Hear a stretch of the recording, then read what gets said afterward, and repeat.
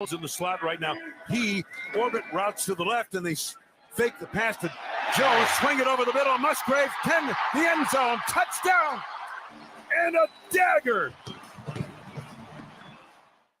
Excellent ball fake by the quarterback, Jordan Love. He found Musgrave wide open at the 10 into the end zone for the touchdown. It's 19-3 Green Bay.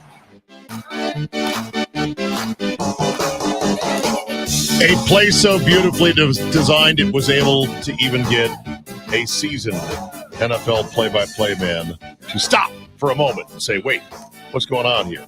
Wayne Larrivee joins us now. He is brought to you by Cowall Investment Group, the retirement specialist by Pella Windows and Doors of Wisconsin. Wayne, good morning. Good morning, guys. Never like to do anything that in any way is disrespectful or is meant to sort of embarrass you. So I hope you don't mind me playing that bite and saying that. It was a compliment to the play. And, hey, it happens, right? Sometimes. Oh, yeah. You're like, what? Well, you know, they run that what I call orbit action around, which is where a wide receiver or somebody comes from one end and circles around the back of the offensive backfield. Right. And that's always just window dressing. But, you know, you want to try to describe it. And when that happens and then they fake that way and then throw it, it's just a lot to describe in the middle of the play. But, yeah, I'm seeing that more and more with teams. And it really, I think it's just something to give the defense something to think about, get somebody out of position. And it certainly worked on that play. Yeah, it sure did. So let's start with Aaron Jones. He certainly does seem to be the secret sauce for this offense. Why and how exactly is that sauce so tasty when Aaron Jones is liberally applied to the offense? Yeah, you know what? When you look at his numbers, especially the rushing numbers, his long gain was 9 yards. So it's not like he had one of those 40-yard blasts that, you know, inflate the statistics and all that. But he does so many different things. And you know, he also had, 4 catches, 26 yards with a long gain of 13. But a workmanlike performance by Jones. I didn't see a lot of flash, but I saw a lot of tough running, getting hard yards between the tackles. And for a little guy like that, boy, he does a great job. And he does seem to fuel this offense because when you hand it to him, it's usually a positive play. A lot of things going on up front with the O-line. Yosh Nijman got hurt yesterday. Sean Ryan was in there and played. It was impossible as just civilians in the stands to really tell who was doing what. But my phone was blowing up saying, Sean Ryan is dog-walking people right now. What's the state of the O-line? They played a lot better this week. Yeah, I thought they did too, despite some of the injuries they had on that offensive line. Sean Ryan's a guy who played well at training camp, as you know, because you were there.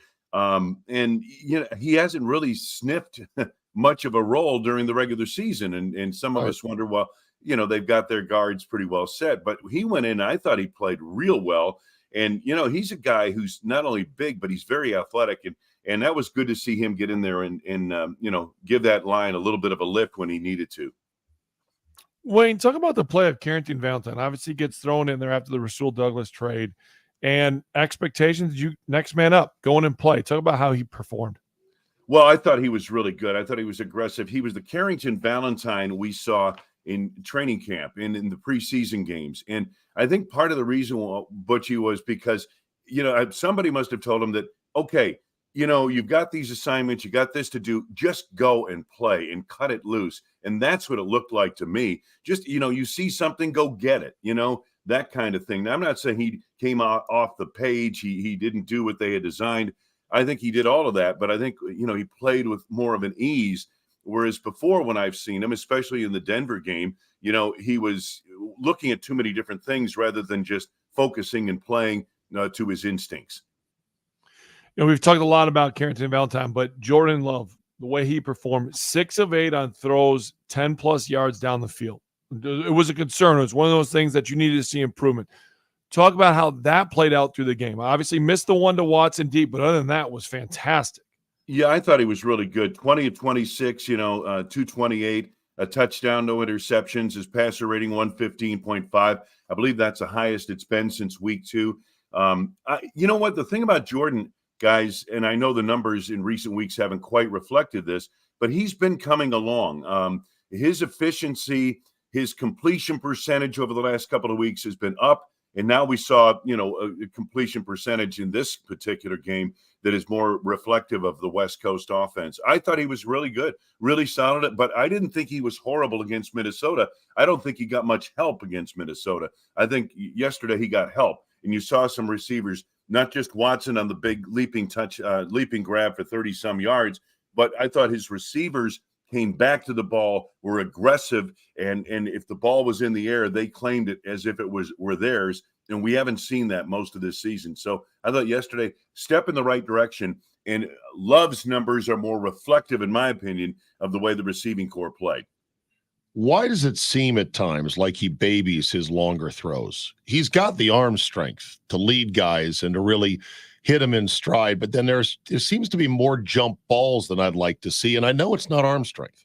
No, it's not arm strength. I think he's trying to put touch on the ball on the deep pass play, and that may be a pass that Matt LaFleur might say to him, you just got to cut that loose and just, right. You trust your receiver is going to go get it. Well, it's one thing to say that. It's another thing to do that. I know. Especially when your receivers, haven't necessarily been bailing you out. And I think we started to see how the receiver is going to play from here on forward with yesterday's ball game, going after the ball, making sure they get it, or if they don't get it, make sure it gets broken up. The one thing about overthrowing wide receivers a couple times is it gets them dogs a running, because they know that them dogs, if they're going to eat, they got to keep running. A lot of wide receivers, unfortunately, young ones, give up on routes too early, as you know. So you overthrow them a couple times, they're like, oh, yeah, keep running. You never know when the ball could be coming. It's a really good point. Absolutely. Wayne, when you look at this team, and I was surprised, a lot of fans on my way into the game were, we don't care, tank, those sorts of things. But I've talked about it being an evaluation period for this team. Whether win, lose, it doesn't matter. You're evaluating the team. Is that the right approach? Do you feel like this team, obviously you're trying to win every game, but I felt like they took a step. Yesterday was a step of where Brian Gutekunst could actually evaluate these players, evaluate Jordan Love if he's the guy. Is that the right approach? Yeah, I think so. I think you finally saw the unit itself. Brian talked about it earlier last week. He said, it's hard to evaluate your quarterback when the people around him aren't, playing to a certain level. I thought yesterday, for the most part, they played to a certain level. I don't know about you guys, but the first half, the penalties continued to drive you nuts. Well, talk about those fourth downs, though. Like, were those penalties? There's some of them, but those fourth downs where they were going for them, were they Packers really offsides? Because at the game, you couldn't really tell. They didn't look like it. Yeah, based on what I saw now live, I don't know, seeing it live. But when I saw replays, I said, where's the offsides here? And a couple of them were like that. I thought that officiating crew had a bad handle on the game anyway. I thought they were, trying to follow them spotting the ball after a play was like, oh my gosh, these guys are walking around with their eyes closed, for crying out loud. I thought it was a relatively sloppily officiated game, personally. Yeah, I was disappointed. I have been a Clete Blakeman fan. I was so incensed on those offensive offside calls, which you asked the question, Butchie, so were they or weren't they? Yeah. I have read arguments strongly on both sides, online, on social media, from people who are some people who are like referees going, no, this is the way it is. Other people saying, yeah, but they don't call it that way. I believe Runyon himself said, I've just never played in a way like that's called that way. It seems like they're being too technical about it. It seems like to get that call, Wayne, the other team should have to ask for it, like literally point before the snap and say, hey, this meanie is lined up off sides. Otherwise, you don't get it. You don't get that call. Rumor has it that's what McVay was doing.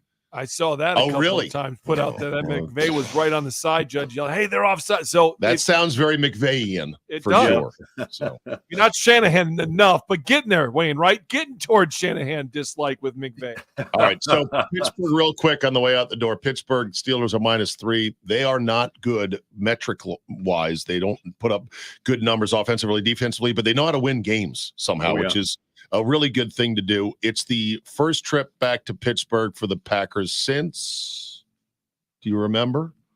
It's been a little while, right? It's been a while. I love this matchup. I love this iconic matchup. Two of the best fan bases, two of the most storied franchises, tons of rings, tons of hardware. I'm excited, and, let's get a win, keep stacking them. Yeah, absolutely. It'll be interesting to see Steelers coming off a mini bye after their rock fight with Tennessee the other night. But, hey, Right. the Packers have a little momentum going for them now and a tough stretch coming up starting with the Steelers. Looks like 2017, by the way. Okay. Last time they were 5-year stretch. All right. Very good. Wayne, as always, a pleasure, my friend. Thank you. All right. Take care, guys. There you go. Wayne Larrivee, long-time voice